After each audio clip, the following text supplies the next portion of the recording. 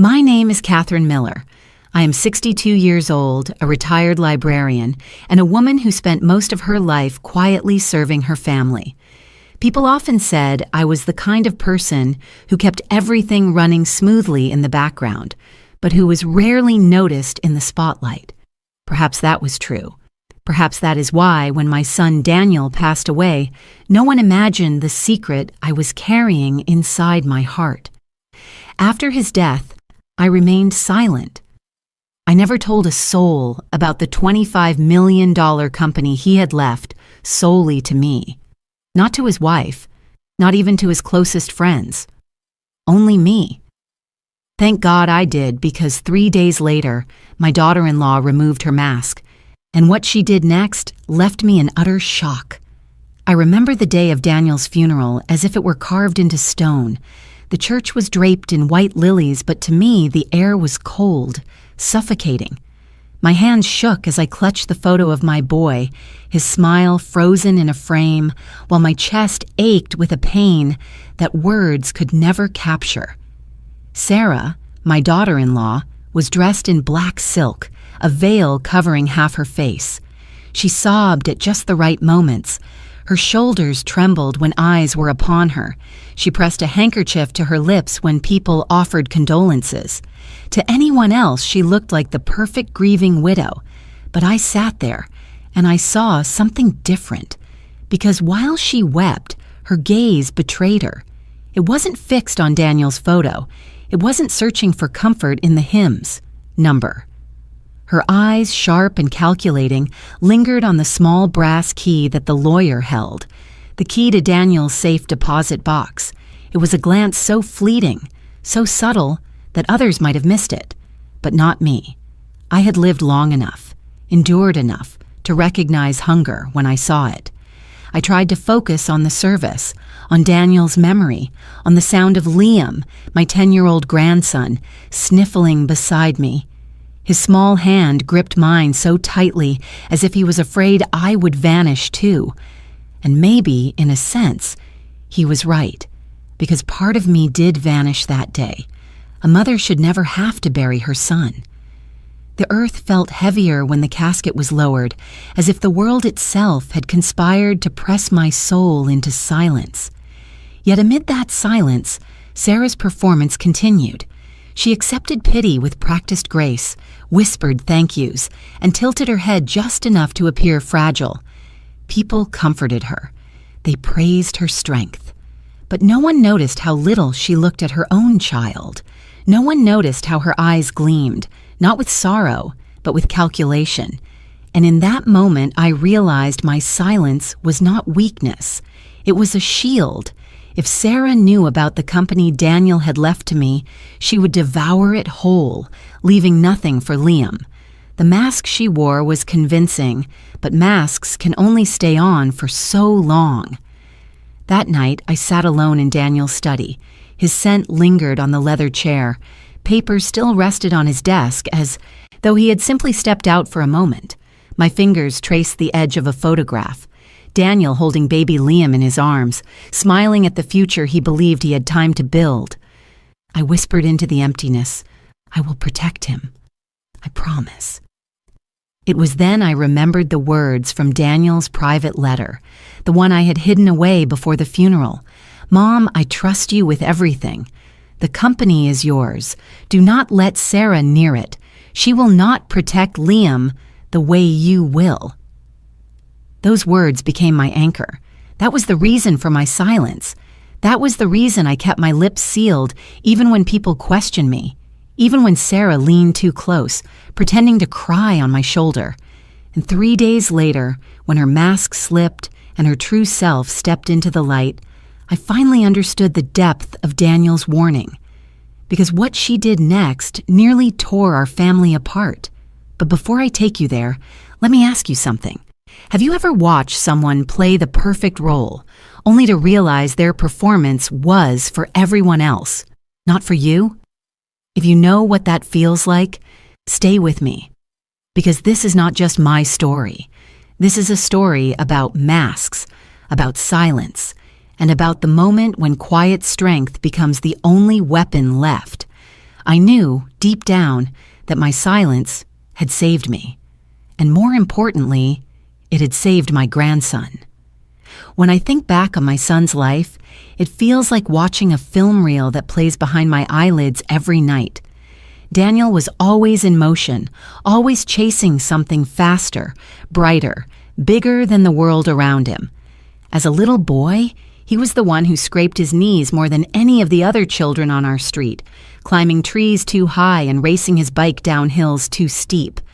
I would call after him, warning him to slow down, but he would just laugh, his hair flying behind him, shouting that he wanted to touch the sky. I was already a widow by then. My husband had passed when Daniel was only 10. Suddenly, the responsibility of raising him fell entirely on my shoulders. People told me it would be too much, that a quiet librarian like me could never fill the role of both parents. But I discovered something in myself that day, a kind of resilience born not out of choice, but necessity. Daniel became my reason to get up each morning, to keep food on the table, to smile even when my heart was aching. One memory stands above all others. Daniel was 16, full of restless energy and impossible dreams. While other boys were playing football or hanging around the mall, Daniel was spending late nights in our garage. That garage smelled of engine oil and cardboard boxes, lit by a single buzzing lamp that hung overhead. He would sit there with a notebook filled with sketches, diagrams, numbers that barely made sense to me. He was obsessed with trucks, shipping routes, and the way goods moved from one place to another. Miller Logistics, he told me one night, his eyes glowing brighter than the lamp above us. That's the name, Mom. One day it'll be on the side of every truck in the country. I smiled at him, though my fingers trembled as I held my cup of tea. That teacup was white porcelain, plain and unassuming, the only set of fine china my husband and I had bought when we were newlyweds. It had survived moves, storms, and accidents, and each night, while Daniel worked, I sat with that cup in my hands, sipping slowly, anchoring myself in the quiet faith that somehow, against all odds, his dream might take flight. I worked double shifts at the library to pay for his first used truck. I scrimped on clothes and vacations so he could attend community business classes. I even pawned a gold bracelet, one of the last gifts from my late husband, to help Daniel register his company name. I never told him about the bracelet. Some sacrifices are meant to remain invisible, woven into the fabric of love. There were nights when exhaustion pressed down on me like a heavy stone, nights when I wondered if I was foolish, letting my son chase something so uncertain when stability was already so fragile. But then I would see him, grease on his hands, hope in his eyes, and I could not deny him. He wasn't chasing recklessness anymore. He was building. And I decided I would build with him, even if all I had to offer was my steady presence, my listening ear, and the endless refilling of that white porcelain teacup. The company grew slowly, then suddenly, one contract led to another. Daniel's late-night sketches became actual delivery routes. His first truck was followed by a second, then a fleet. The name Miller Logistics appeared on the side of vehicles that roared down highways I had never traveled. My son transformed before my eyes. The boy who once wanted to touch the sky became a man who carried the weight of his employees, his clients, and his family on his shoulders. I felt pride, yes, but more than that, I felt awe. He had turned our garage into the seed of an empire. And yet, despite all his success, he never forgot the woman who sat quietly in the corner, sipping tea. Sometimes he would press a kiss to the top of my head, whispering, "I couldn't have done this without you, Mom." I kept that teacup safe, always washed by hand, never put into the dishwasher. It wasn't just porcelain, it was memory.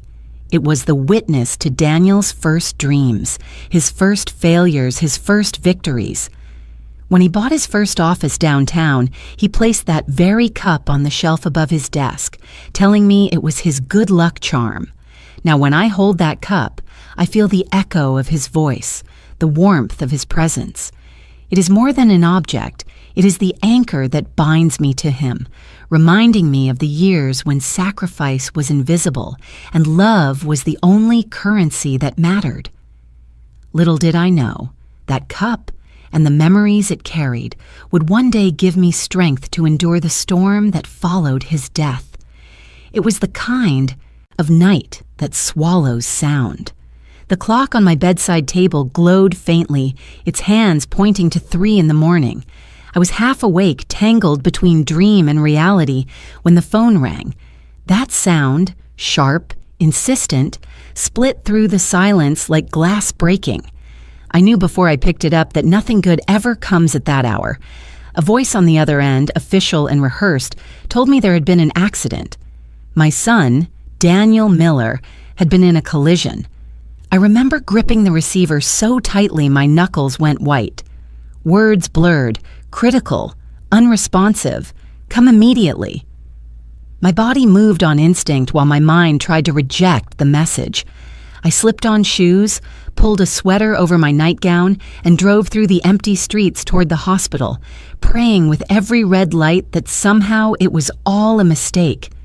The emergency entrance glowed like a beacon, but once inside, it felt like a cavern of echoes. The smell of disinfectant stung my nose, and the harsh fluorescent lights made everything appear unreal, like a stage where tragedy was being performed. I heard the wail of sirens fade as another ambulance pulled away. Nurses moved with practiced efficiency. Doctors whispered in low voices. The world was moving, yet inside me, everything had stopped. When they led me down a hallway, I saw the gurney being wheeled past. For a moment, I thought I might collapse.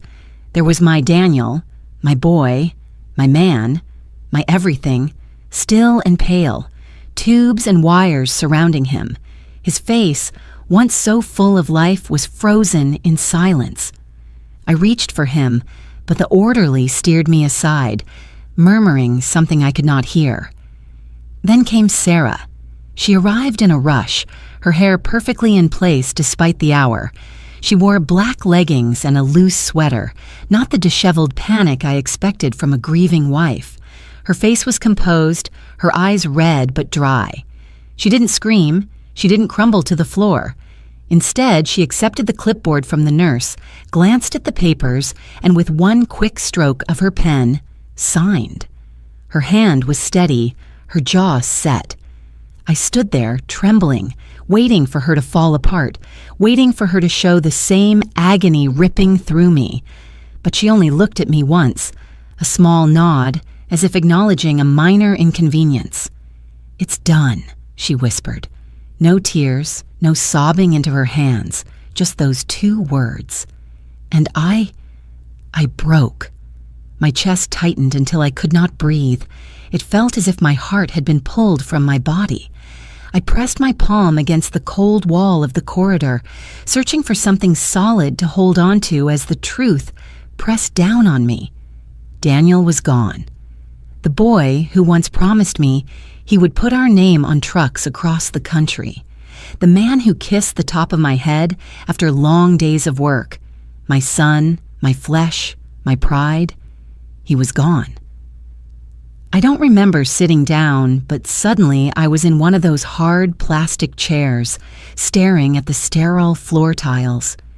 The world sounded far away, the beep of machines, the shuffle of shoes, the squeak of wheels on linoleum. Every sound was muffled by the deafening roar inside my head, a mother's grief, wordless and unbearable. I tried to pray, but no words would come. All I could do was whisper his name. Daniel. The syllables cracked in my throat like broken glass. My body shook with the weight of silence.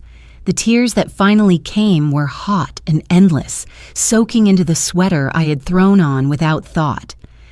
Sarah sat across from me. She crossed her legs neatly, scrolling through her phone for a moment before putting it away. I searched her face for something. Anguish, despair, love. But what I found was a calm so cold it made me shiver. She looked like someone waiting for a flight to be called, not a widow who had just lost her husband. The doctor came, speaking in words I could barely register. He didn't make it. We did everything possible. I'm sorry for your loss. Sorry. The words sounded hollow, useless against the cavern of grief opening inside me. I pressed my hands together, my nails digging into my skin, forcing myself to stay upright. In that moment, I realized that life as I had known it had ended, not just because Daniel was gone, but because something inside Sarah's silence unsettled me. It was not the silence of grief, but the silence of calculation. That night carved itself into my soul. The hospital's sterile walls, the clipboard Sarah signed without hesitation, the moment my heart stopped with my son's. Nothing would ever be the same again. 3 days after the accident, the air still smelled of lilies and stale coffee from the funeral. My body moved like a ghost, yet duty carried me into the oak-paneled office of Alan Matthews, the family attorney who had known Daniel since he was a boy. His voice had called me the night before, steady and solemn, instructing us both to be present for the reading of the will. The office was warm but heavy with silence. The blinds were half drawn, letting in pale stripes of winter light that fell across the table stacked with folders. Sarah walked in ahead of me, her heels clicking against the hardwood floor. Her black dress was perfectly tailored, her lips painted in muted rose. She looked the part of the grieving widow, but I noticed the way her eyes darted around the room, not to the photographs of justice on the wall, not to the framed certificates on the shelf, but to the polished box that sat on Alan's desk. Alan cleared his throat and adjusted his glasses. Mrs. Miller, Mrs. Sarah Miller, he began formally. We are here today to honor the last will and testament of Daniel James Miller. His tone carried the weight of decades of service, and the words pressed against my chest like stones. I clasped my hands tightly in my lap, bracing myself. Sarah leaned forward, poised and attentive, her chin resting lightly on her manicured fingers. Alan unfolded the document and began to read. Per Daniel's wishes, the Miller family home will be placed in the Miller Testamentary Trust, with joint ownership between his son, Liam Miller, and his surviving spouse, Sarah Miller. While Liam is a minor, the property will remain under legal guardianship until the court recognizes his majority.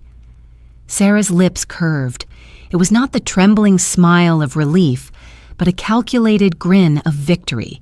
She believed the trust meant she held the reins. Her eyes flickered to me, the corners narrowing ever so slightly. I knew what she was thinking. With Liam under her custody, the house was hers to command. I lowered my gaze, letting her think she had won. That was when Alan paused, his hand moving to a separate envelope set aside on the desk. There is, however, another matter.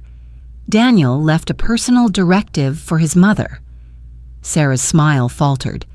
She straightened in her chair, her voice sharper than before. A directive? What kind of directive? Alan's eyes met mine with a flicker of compassion. He slid the envelope across the table toward me. This is not part of the public record. Daniel requested it remain sealed, addressed solely to you, Mrs. Miller.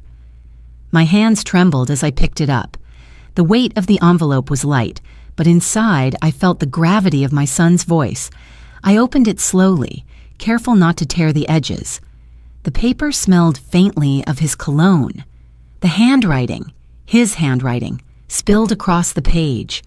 My vision blurred with tears as I read, "Mom, if you are reading this, then I am no longer there to hold your hand, but I trust you.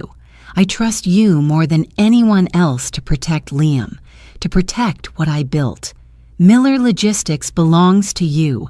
Do not speak of it to Sarah. She would not understand sacrifice, and she would not safeguard Liam's future. Promise me you will keep silent, that you will guard this company until Liam is ready. Only you can. I love you. Your son, Daniel." I pressed the letter to my chest, as if by doing so I could feel his heartbeat again. Tears slid silently down my cheeks, but I did not let out a sound. Across from me, Sarah tapped her nails against the table, impatient. "What does it say?" she asked, her tone laced with suspicion. I folded the letter carefully and slipped it deep into the inside pocket of my coat. My voice was steady when I replied, "Just a mother's words from her son. Nothing more." Her eyes narrowed, scanning my face for cracks, for weakness.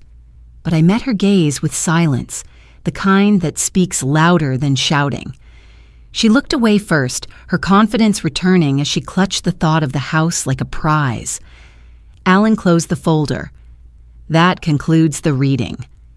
His tone was final, professional, yet his eyes lingered on me with unspoken understanding. He knew. He had read the letter, perhaps. Or maybe he simply recognized the shift in power that Sarah did not see. As we left the office, Sarah walked a step ahead, humming under her breath, already calculating her next move. She believed the house was enough to secure her future. She had no idea of the truth I carried in my pocket, close to my heart, bound by my son's final plea. Outside, the air was sharp and cold. I paused for a moment, feeling the weight of Daniel's words pressing against me like a shield. For the first time since his death, I felt not only grief, but purpose. His faith in me, etched in ink, was now my silent armor. And I knew then, my silence was not weakness, it was survival. Morning light filtered through the kitchen blinds the day after the reading, turning dust into glitter that did nothing to soften the heaviness in my chest. I stood at the stove with my white porcelain teacup warming between my palms when Sarah walked in without knocking. She carried a glossy folder and the fast smile of a salesperson about to close. She laid photographs on the table, all chrome fixtures and city views, and spoke as if bidding for my consent. "Downtown is safer for Liam," she said. "Better schools, better opportunities, no creaky steps or drafty windows. We sell this house and move quickly. We can lock a great rate and finally start over." I set the cup down and pulled out a chair. "Sit, Sarah." My voice was soft, but it did not tremble. "The house is not something either of us can sell on a whim. It sits in the Miller Testamentary Trust. Liam holds the beneficial interest. Any sale or mortgage requires the trustee's approval and a court order because a minor's rights are involved. Without those, no title company will close." Her smile thinned. "So that is how this will be. Rules and paperwork while the roof leaks and the furnace moans. You want control, Catherine. You always have." "I want stability for Liam," I answered. "He just buried his father." She pushed the folder toward me, a photo sliding across the wood like a blade. "Stability looks like a doorman and a short commute to therapy. This neighborhood is stale. The market is up. We should move while buyers are hungry. Daniel would have wanted us to be smart." "Daniel put the house in a trust to protect his son," I said. "He named obligations with the right to occupy. Taxes, insurance, basic maintenance fall on the occupant. That is you for now. If you want to change, we petition the court and let a judge decide what serves Liam's best interest." Sarah's cheeks flushed. She slapped the table. The porcelain rattled. "You are hiding behind legalese to block me. Admit it. You never thought I was good enough for Daniel. Now you want to run the show because you shelved books and memorized rules." I felt the sting, then let it pass. Years of quiet had taught me that silence can be a wall no storm will breach. I lifted the cup and took a slow sip. The tea was strong. It steadied me. Small footsteps crossed the hall. Liam hovered at the doorway holding the worn leather football Daniel had restored for him. The seams were dark with oil, his fingers pressed into the grooves the way a child holds on to the last warm thing in a cold room. He did not speak. His eyes traveled between us like birds looking for a safe branch. Sarah noticed him and modulated her tone.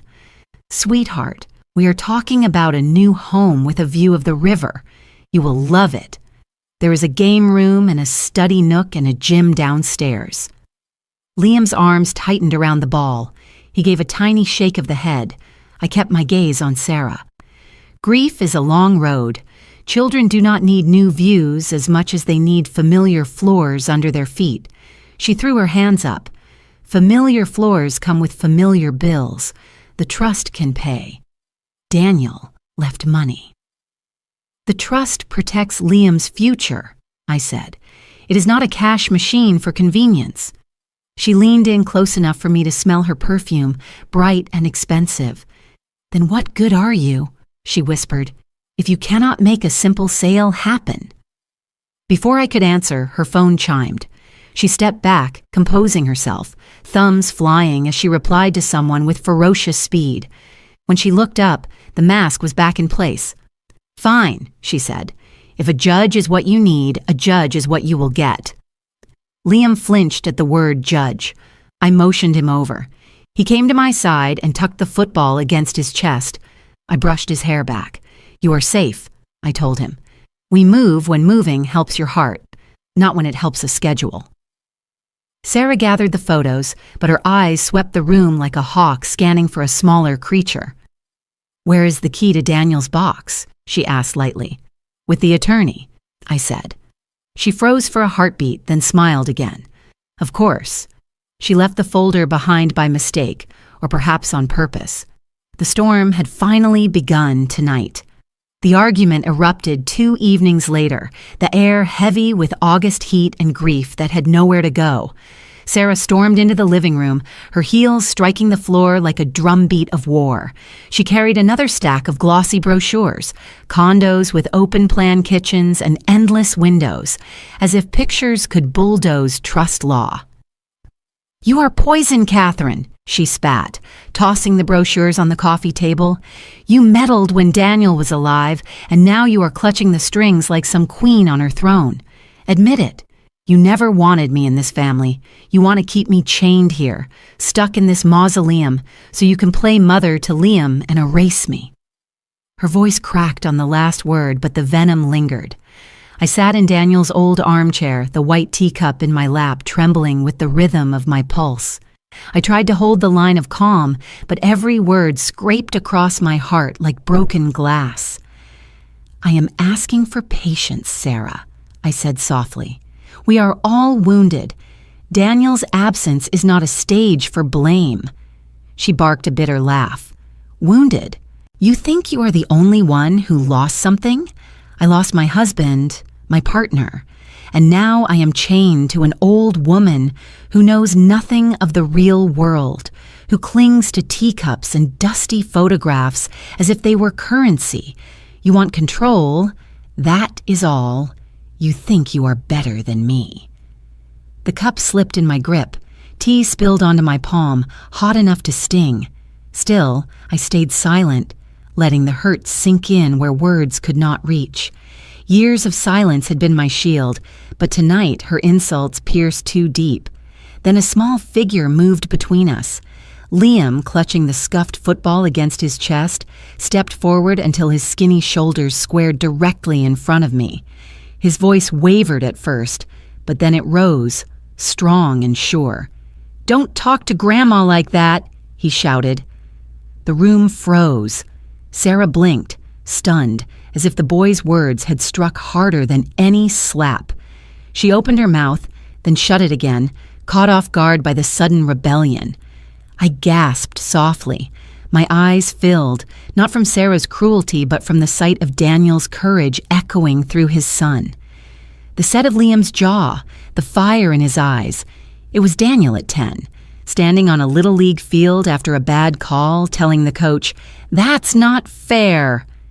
Sarah recovered, her lips twisting. "Liam, you don't understand. She's trying to control everything. I'm only—" But he cut her off, his fists tightening around the ball. "She loves me. She takes care of me. You shouldn't yell at her." Silence swelled. It was not weak this time. It was heavy, powerful, commanding. Sarah's shoulders slumped for a moment, as if the weight of her son's loyalty pressed her down. She turned her face away, unable to meet his eyes. I felt tears slip down my cheeks, not tears of defeat, but of recognition. For years I had carried Daniel's spirit in memories, photographs, and the quiet act of pouring tea into his favorite cup. But in that instant I realized he had not left completely. He lived inside the boy who now shielded me. I reached forward, resting my hand lightly on Liam's shoulder. "It's all right, sweetheart," I whispered, though my voice shook. "You don't have to fight my battles." But he did not step aside. His small frame remained planted, a wall of love stronger than any argument.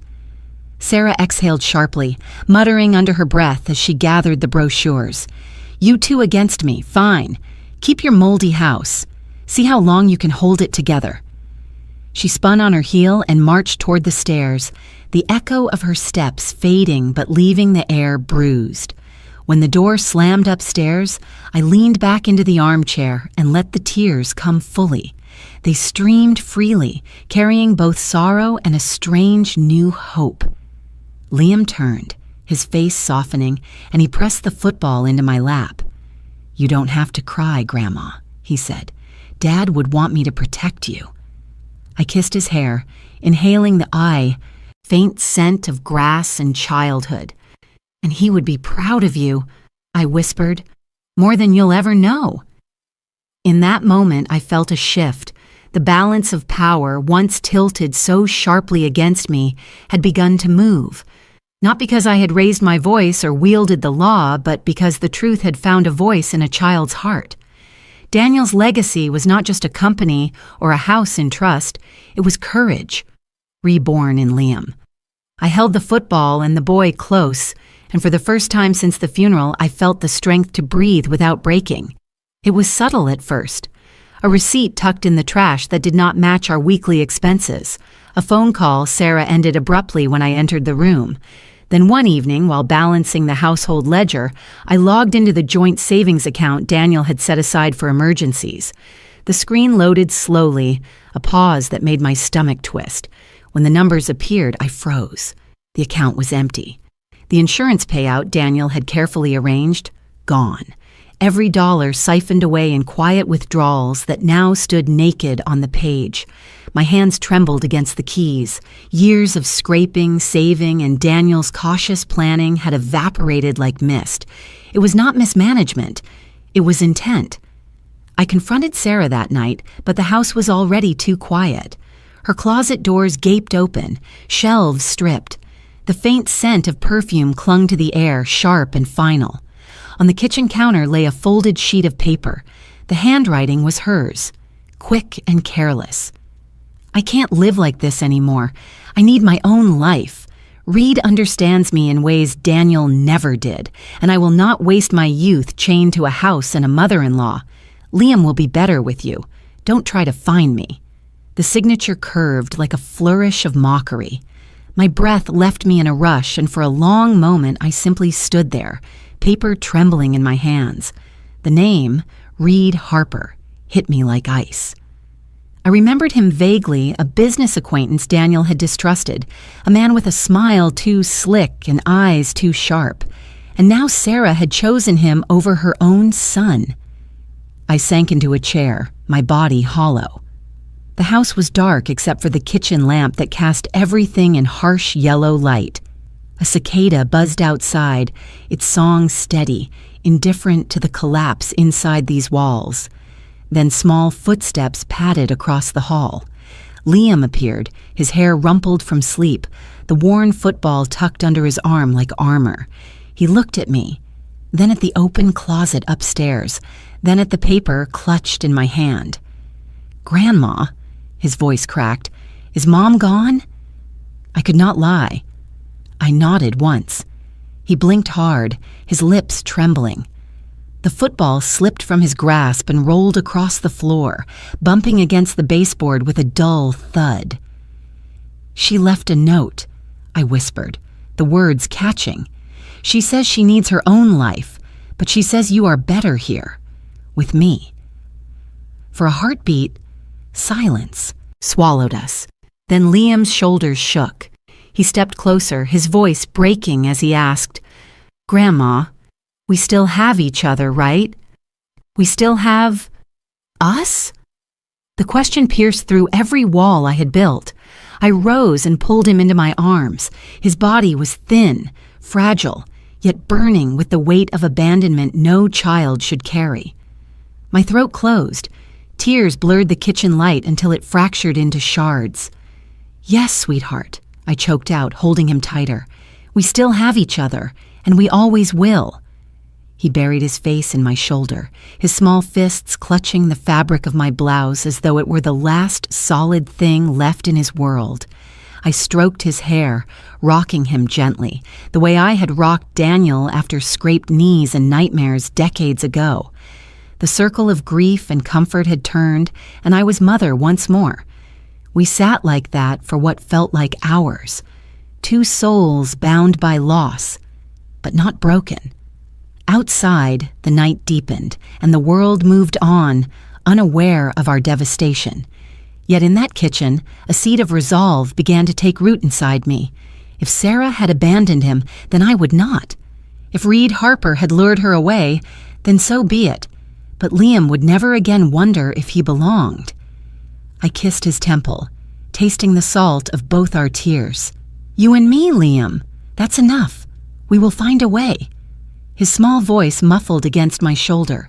Promise. I promise.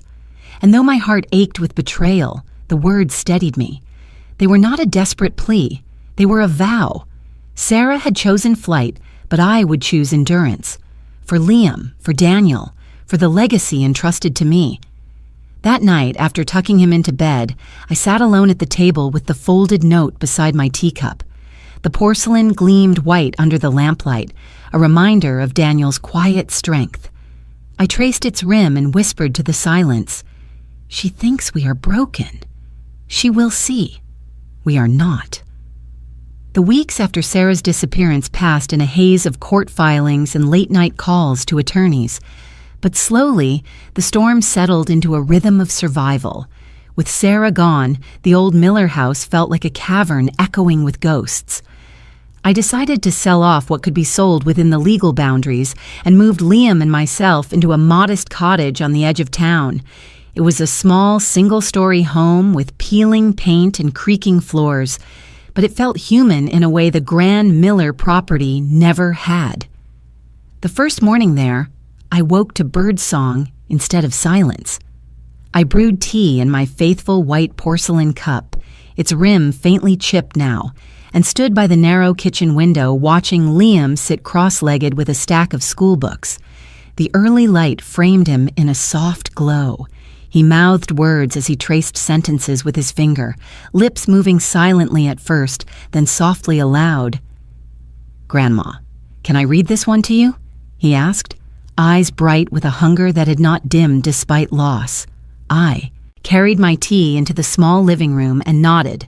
"Of course, let's hear it." His voice wavered on the first lines, but steadied as he continued. The room filled with his effort, his determination, and I felt an ache of recognition. In that moment, I saw not only my grandson, but also a boy from years ago, Daniel, sitting in a similar shaft of light, stubbornly reading to me long past bedtime. The memory unfolded without warning. Daniel at 8 years old, hair sticking up, pajamas too short, insisting he would master every word of the story before sleep. His small hand resting on mine when I nodded encouragement. And now here was Liam, carrying that same spark, the same determination, as if history had gently looped back to give me another chance. I blinked back tears and smiled.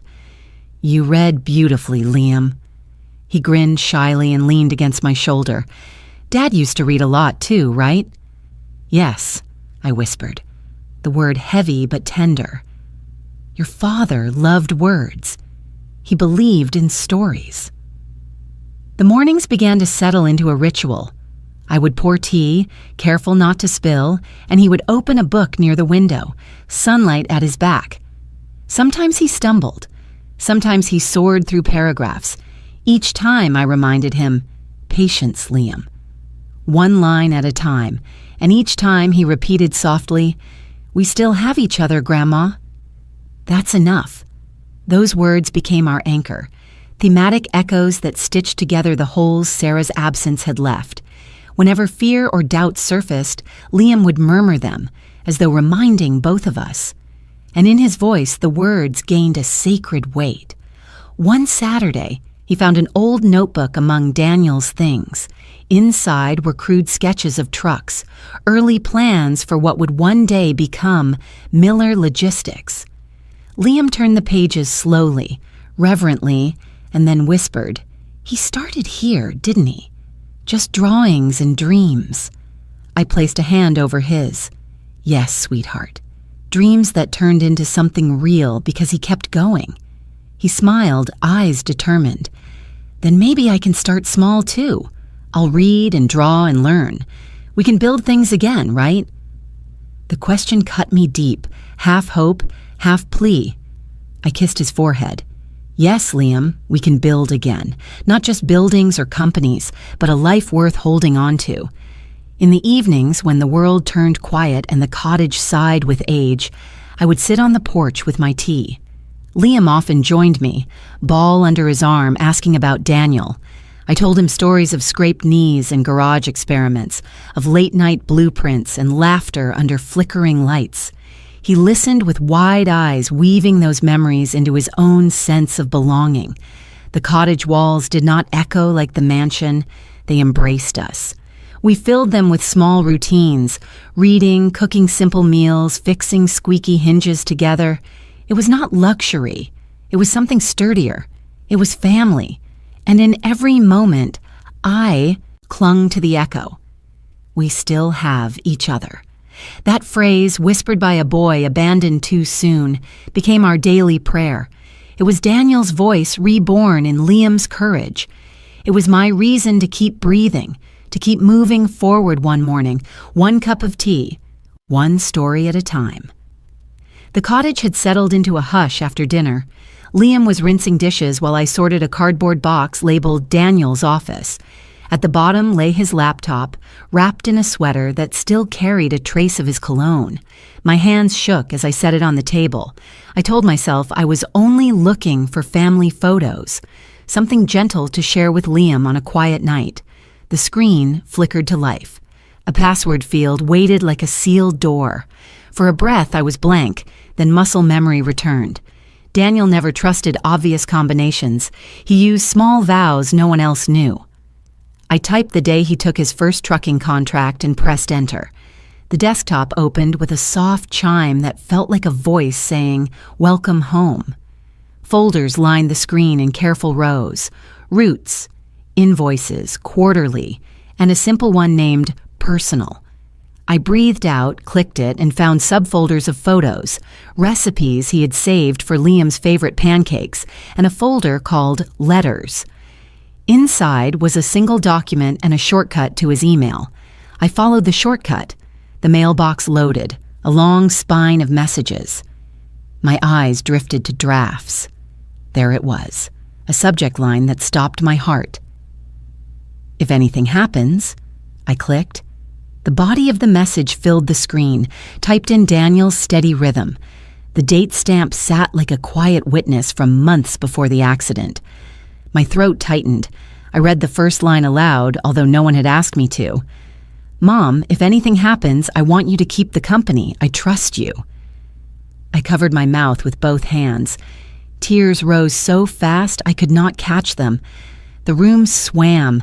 Liam stepped from the kitchen, drying his hands on a towel, alarm flashing across his face. "Grandma, are you hurt?" he asked. I shook my head and beckoned him closer. He climbed into the chair beside me, and together we leaned toward the screen as though nearing a campfire. I scrolled to the top and began again, reading each sentence slowly so it would land in the center of us. Daniel wrote about responsibility. He wrote about how love sometimes required walls, not because we wanted distance, but because we deserved safety. He wrote that the company should remain in my hands until Liam was ready, and that secrecy would be the truest kindness for a time. He ended with a line that broke the last seal around my heart. "I believe in your judgment more than my own." Liam pressed his palm to the keyboard as if he could touch his father through the letters. He did not try to be brave. His face crumpled and he cried, a sound that was both small and thunderous. I gathered him into my arm. We stayed there, shoulder to shoulder, letting the words wash over us, grief and relief braided together in a single current, because the message did not only explain the past, it lit a narrow path through the dark ahead. When his breathing steadied, he whispered, "Dad trusted you. That means I can trust you when you say we will be all right." I nodded, stroking his hair. "We will be all right," I said, and for the first time I believed it down to the bone. The email felt like a blessing passed from a father's hand to a mother's and then to a son who had been asked to grow up too quickly. Practical instincts returned. I screenshot the draft and saved a copy to an external drive. I printed it on the cottage's old printer, each sheet sliding out like a small oath. I placed one copy inside the notebook where Liam tracked his reading goals and tucked another into the safe with birth certificates and trust papers. Evidence mattered, but meaning mattered more. Daniel had written to me, not a courtroom. He had made a sacred request, and I would honor it. Liam wiped his cheeks and looked at the photos pinned above the desk. "Can we keep reading it sometimes?" he asked.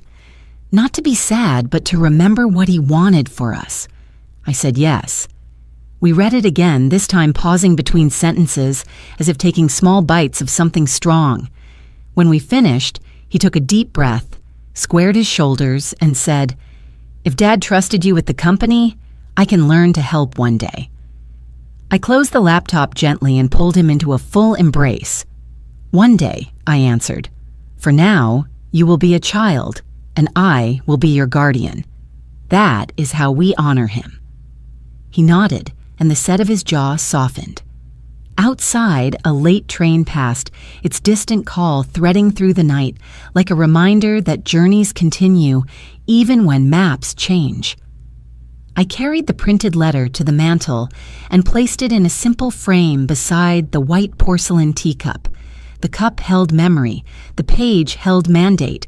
Together they formed a small altar to love that endures and to duty freely chosen.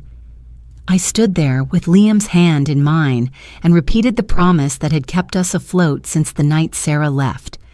We still have each other. The morning I walked into the courthouse, the air felt heavier than usual. My heels echoed along the polished floors, each step carrying not only my own weight, but also the fragile hope of a little boy who had already lost too much. I carried a slim folder pressed against my chest. Inside were documents, affidavits, Daniel's trust papers, and the quiet truth of a family unraveling and rebuilding. I filed the petition to become Liam's legal guardian. The process required proof of stability, character, and intent. I gathered letters from neighbors who had seen me care for him every day since Sarah vanished. I submitted school attendance records, showing that I walked him to class each morning and greeted him at the gate each afternoon. The attorney helping me whispered, "Your case is strong, Catherine. Trust the process." Sarah did not appear at the first hearing. Her absence spoke louder than any argument. Weeks passed, and then a summons arrived. She had resurfaced with Reed Harper at her side, both of them filing a motion to claim rights over the trust estate. Their argument was written in bold lines. As the surviving spouse, Sarah claimed entitlement to manage the assets for Liam's benefit. They framed me as an aging woman clinging to control. When I read those words, a hollow ache opened in me. Not because I feared losing, truth was on my side, but because of the callousness. They had not mentioned Liam's well-being once, not his needs, not his heart. Only money. The day of the contested hearing arrived. The courtroom smelled faintly of old books and wood polish. Liam stayed at school with a counselor, unaware of the storm swirling around him. I walked in quietly, my file under my arm. Sarah swept through the doors with Reed in a dark suit, her hair sculpted high as if appearances could substitute for devotion. She barely glanced at me. The judge asked for opening statements. Their attorney spoke first, painting Sarah as a grieving widow unfairly sidelined. He spoke of fairness, of rights, of marital property. When my name was mentioned, it was wrapped in insinuations. Too old, too emotional, incapable of guiding a corporation or a child into the future. I sat still. I did not flinch. When it was my turn, my attorney did not embellish. He stood and said simply, "Your Honor, the trust papers speak for themselves." And the evidence of guardianship lies in the daily life of a grandmother raising her grandson. He placed a stack of documents before the bench. I lowered my gaze and folded my hands. Silence became my shield. Sarah fidgeted when the judge began reading aloud the trust's language. Each clause reaffirmed Daniel's decision. The house protected under a testamentary trust, Liam, the sole beneficiary, and guardianship subject to court approval. Reed muttered something under his breath, but I remained still, eyes on the wood grain of the table. Then came the revelation I had waited for. The judge announced, "This court finds that Mrs. Sarah Harper has abandoned her custodial role by willful desertion and financial negligence. The motion to grant her authority over the trust is denied." His gavel struck. The sound rang like a bell across a valley. Sarah's face drained of color. Reed grabbed her elbow, whispering harshly. She hissed back, her mask slipping in a way the whole room could see. I inhaled slowly, quietly. My victory was not loud. It was not flamboyant. It was the weightless lift of justice settling in its rightful place. The judge turned to me. "Mrs. Miller, your guardianship petition is granted. You are hereby appointed as the legal guardian of Liam Miller, with authority to act in his best interests." I closed my eyes. Relief flooded through me, not as triumph, but as solemn duty. When I opened them, I met Sarah's glare. She expected gloating, perhaps. She wanted a reaction, but I gave her nothing. My silence was the only reply. As we filed out, reporters lingered near the courthouse steps, sniffing for scandal. Questions flew in the air like arrows. "Mrs. Miller, do you have a comment? What do you say about your daughter-in-law's accusations? How will you handle the company now?" I clutched the folder to my chest and walked past without a word. My silence became a fortress, an act of defiance more powerful than any speech.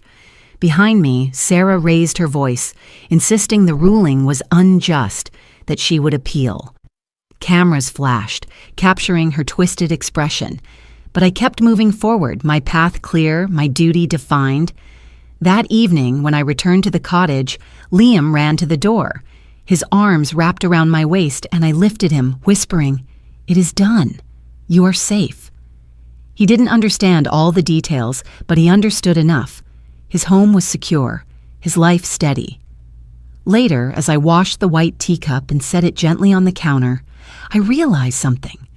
Silence is not emptiness. Silence, when chosen, carries the weight of truth. It had been my ally in court, my shield against venom, and my gift to Daniel's memory. In that quiet kitchen, with Liam humming as he arranged his books, I found peace, the kind that speaks louder than any verdict, louder than any argument, the kind that tells you, without words, that justice has already spoken. One Saturday afternoon, Liam came running into the kitchen with a hammer in one hand and a coil of rope in the other. His cheeks were flushed with excitement. "Grandma, can we fix the old swing?" he asked, his voice breathless. I paused, my hands still wet from rinsing the white teacup I had just set aside.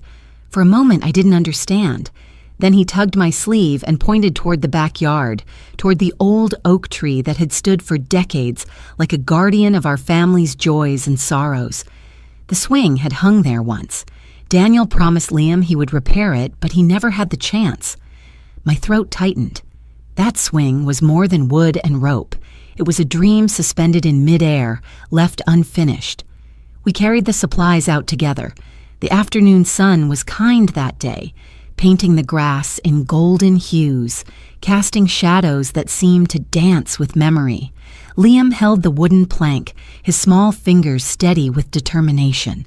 I knelt beside him, guiding the rope through the drilled holes, showing him how to knot it so it would hold. His brow furrowed in concentration, and I felt Daniel's spirit hovering near, patient and proud. Was Dad really going to build this for me? Liam asked quietly. Yes, sweetheart, I whispered. My voice trembled, but I steadied it with a smile. He wanted you to fly as high as the sky. This swing was his way of saying he believed you could. Liam nodded, his lips pressed tight, holding back emotions too big for his age. Together we tossed the rope over a sturdy branch. The first try failed, the rope sliding down and tangling in the leaves. He laughed, and so did I. The second try, it caught perfectly. We tugged, pulling it tight, securing the knots. My hands shook a little, not from weakness, but from the weight of what we were building. More than a swing, it was a bridge between past and future. The moment we hung the wooden seat, Liam jumped onto it, gripping the ropes. "Push me, Grandma," he cried. I stepped behind him and placed my hands gently on his back. With the first push, the ropes creaked, the wood swayed, and Liam soared forward into the sunlight. His laughter split the quiet yard, ringing pure and bright. It was a sound I hadn't heard since Daniel was a child, an echo carried through time.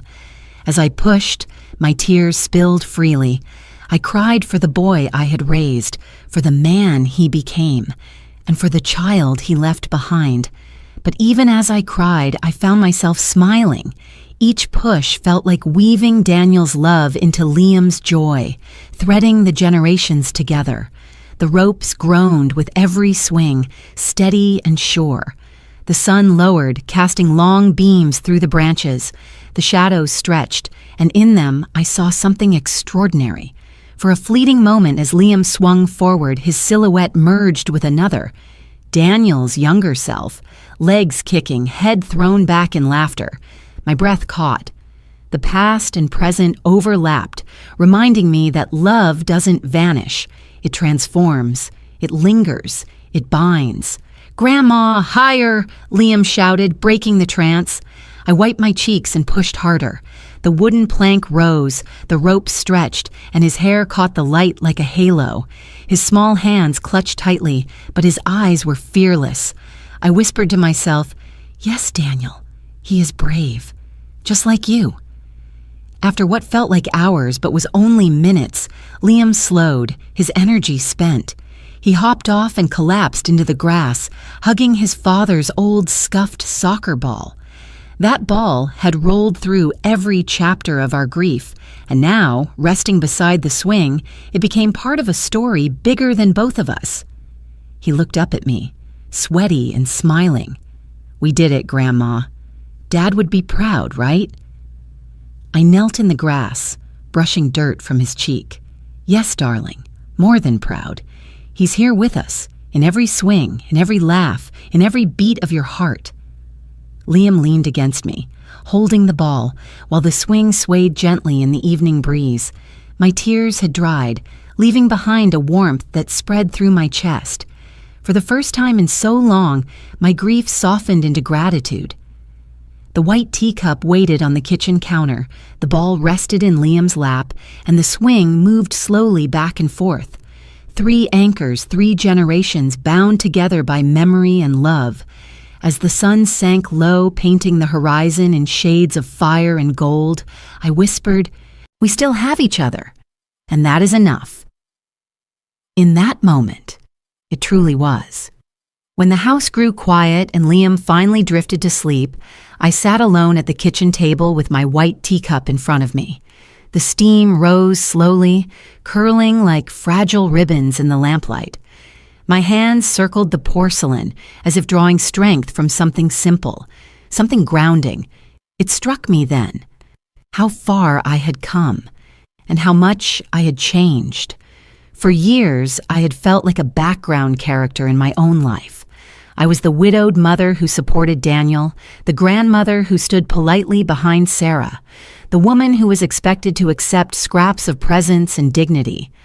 I was convenient when they needed me to babysit, invisible when decisions were made, and for a time, I allowed it. But Daniel's death, as cruel and senseless as it was, had forced me into a place I never imagined. I was thrust into the role of protector, provider, and guardian for Liam. The silence that once made me small had transformed into something else entirely. Now my silence was a shield, a form of power that spoke louder than Sarah's shouting or Reed's demands. I had discovered strength in restraint, dignity in refusing to be dragged into their chaos. Yet as I stared into the cooling tea, another thought crept in, one that unsettled me. What if Sarah came back? What if she appeared at my door, eyes hollow, voice trembling, begging for forgiveness? Would I have the capacity to give it? I remembered the night she left, her scrawled note, the empty bank accounts, the way Liam's voice broke when he asked if we still had each other. That memory was a wound that had only just begun to heal. Part of me wanted to slam the door forever, to protect Liam and myself from the poison of her betrayal. But another part of me, quieter and more dangerous, whispered that forgiveness was not weakness. It was freedom. I sipped the tea, bitter at first, then warm. I thought of Daniel. He had loved Sarah once, enough to build a family with her. He would never have wanted hatred to consume me or to shape the way Liam saw the world. And yet, forgiving too easily might teach Liam that people could wound us without consequence. That thought twisted in my chest. What was justice? Was it holding Sarah accountable by never letting her near us again? Or was it showing mercy, not for her sake, but for ours, for Liam's heart, so that it would not grow hardened too soon? I didn't have the answer, and maybe that was the truth I needed to face. Life rarely hands us clean solutions. I glanced toward the window. The swing moved slightly in the evening breeze, ropes creaking like whispers from the past. Liam's soccer ball rested against the porch step, waiting for tomorrow's play. These were the treasures I guarded now. Forgiveness, or not, Sarah's choices had carved her path. Mine was to build something different, something steadier, for the boy who still needed me. In the hush of that moment, I allowed myself to ask the question aloud. If Sarah returned one day, broken and repentant, would I forgive her? My voice quivered against the quiet walls. I waited, as if expecting the house to answer back. But only the creak of the swing came through, soft and steady. The truth is, I don't know. Perhaps I never will until that day comes. Forgiveness is not a decision made in theory. It is forged in the heat of the moment, shaped by the courage of the heart. All I know is this. My silence is no longer submission. It is choice. It is strength. It is the way I protect the life Daniel entrusted to me and the childhood Liam deserves. I turned the teacup slowly in my hands, watching the last drops of tea cling to the bottom. We still have each other, I whispered, repeating the line that had become our anchor, and that was enough for now. So I leave the question with you, whoever is listening to my story. If you were in my place, carrying both love and betrayal in the same fragile heart, would you open the door to Sarah again, or would you close it forever? I will let you sit with that question, just as I do each night, because sometimes the hardest answers are the ones we must live with in silence. The late summer air was gentle, carrying with it the faint smell of grass and warm earth. Liam and I sat on the porch steps of our small home, the swing creaking lightly in the breeze. His legs dangled, sneakers tapping against the wooden boards, and I could feel the weight of the day softening around us. For the first time in months, peace didn't feel like a stranger. He leaned into me, his voice low and thoughtful. "Grandma, when I grow up, I want to study business. I want to keep Dad's company just like he would have. You'll teach me, won't you?" For a moment, I couldn't answer. The lump in my throat was too thick. My hand moved almost on its own, resting on his shoulder. His bones felt strong beneath my palm, but his body was still that of a child. And yet, in that small frame, I felt Daniel's spirit, steady, determined, full of hope. "Yes, sweetheart," I whispered, my voice breaking with tenderness. "I'll teach you everything I know, and when the time comes, you'll carry it with pride." His face lit up, his eyes reflecting the last rays of sunlight. In that instant, the ache of grief shifted into something new, not an absence, but a continuation. Daniel lived in Liam's dreams, in his questions, in the way his small hand tightened around mine. The wind stirred again, brushing strands of my silver hair across my face. I let it stay there for a moment, welcoming the reminder of time's passage, of survival, of grace. Liam pressed closer against me, and together we looked out at the quiet street, the world carrying on in its unassuming way. "We still have each other," he said softly, almost as if reminding me. I closed my eyes, letting the words sink in. "Yes, Liam," I answered, my heart swelling. "We still have each other." That phrase, once whispered in despair, had become our anthem. It was not just survival, it was defiance, it was love, it was the promise that no matter how the world tried to strip us bare, we would hold on to the core of who we were, a family, 2 generations bound not by circumstance, but by choice. As twilight deepened, I thought of the long road that had brought us here, the loss, the betrayals, the silence that had been my greatest weapon.